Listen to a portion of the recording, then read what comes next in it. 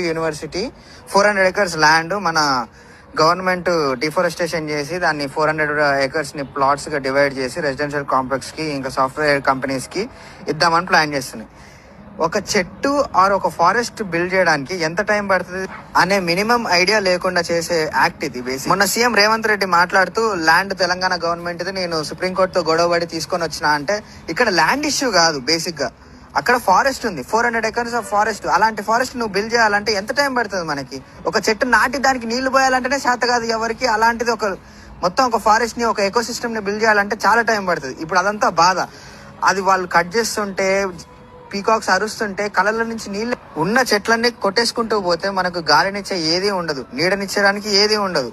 మనం అక్కడ ఇల్లులు కట్టుకొని బాగానే ఉంటాం, కానీ నెక్స్ట్ జనరేషన్స్ కంటూ ఏది ఉండదు. అండ్ అనిమల్స్ నేచర్ తో ఆడుకుంటే మాత్రం అసలు సరదా కూడా తీరిపోతుంది. స్టూడెంట్స్ ప్రొటెస్ట్ చేస్తేనేమో ఈ గవర్నమెంట్ మీడియా మొత్తం తప్పుదోవ పట్టిస్తున్నది.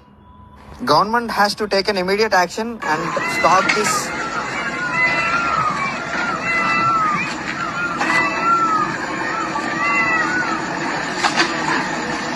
ఇప్పుడు మీరు చూస్తున్న విజువల్